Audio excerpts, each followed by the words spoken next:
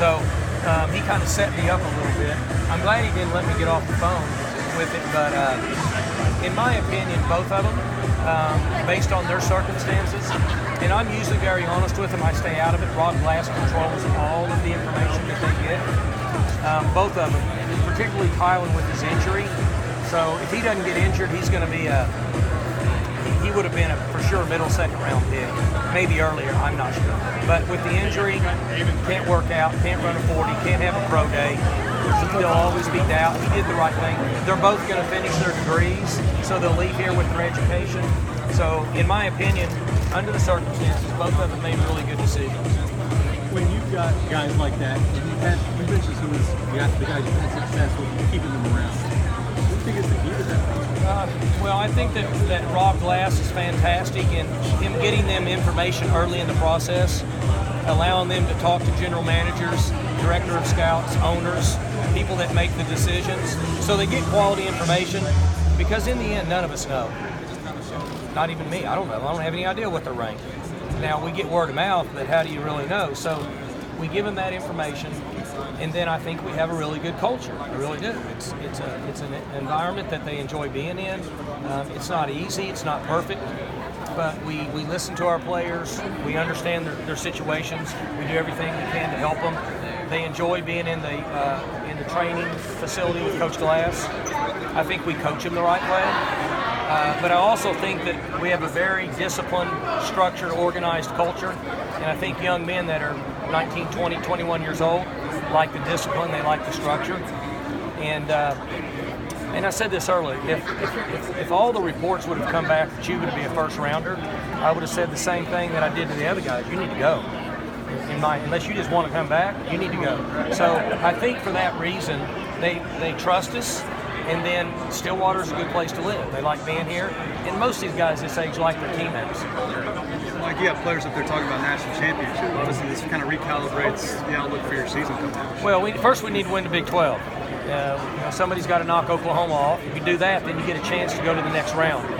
So our goal, as always, will be to do everything we can to give us the best chance to win the Big 12 championship. History tells you if you win the Big 12, in most cases you get a chance to get there. So we've got a lot of work. I was talking to Barry the other day. I mean, these guys coming back really give us post. We get to the race, right? The Kentucky Derby, I used an example. Why I did, I don't know. But now we got 9 difficult months of training, and we get to get there when the gates open. We get to go out and run. How healthy is Tylen going to be starting? Tylen will be fine. He's about 4 to 6 weeks ahead of schedule. Earlier I was saying that you need to make sure he doesn't do too much. These guys now that they're fantastic in repairing these injuries, and he'll be up and running. We'll be very protective of him up through the middle of August, and we'll turn him loose in September. Does the Chuba Heisman campaign start now? I think so. Chuba, and I said this earlier, the Heisman has almost become a quarterback award, and I'm not taking anything away from Joe Burrow. Joe Burrow, in my opinion, should have won the Heisman this year.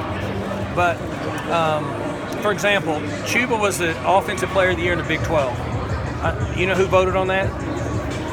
Coaches. You know who sees him every day, watches every tape? The coaches. So they know more about it than everybody. And we know there's some marketing involved in coast-to-coast exposure on votes. But he legitimately rushed for 2,000 yards, something like that.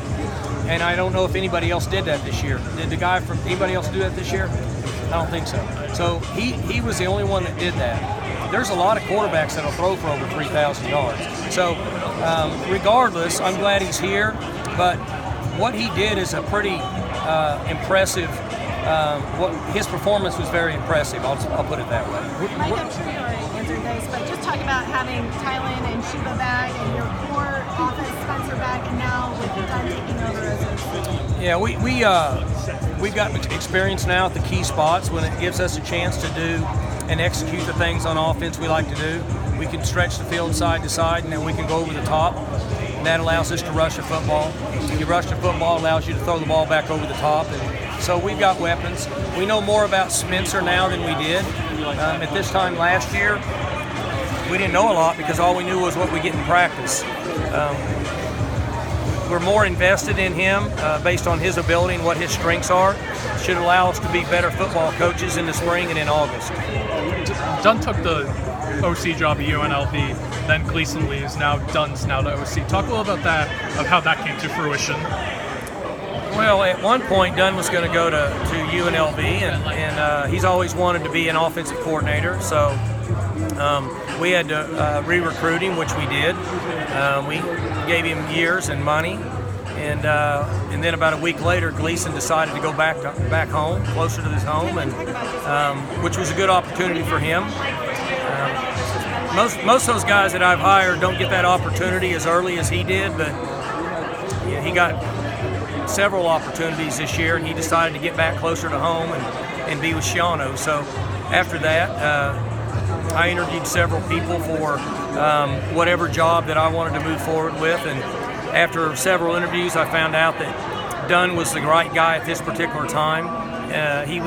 He served his time and he's ready, but I needed to make sure, based on what my options were out there, particularly if we could find a quarterback coach that was what I was looking for as a quarterback coach. What did you like about Timothy? I think he's a fantastic with technique, footwork, reads, eyes, developing young people. Tremendous success playing the position in college. Played a long time in the NFL at 6 foot tall, which is not easy to do.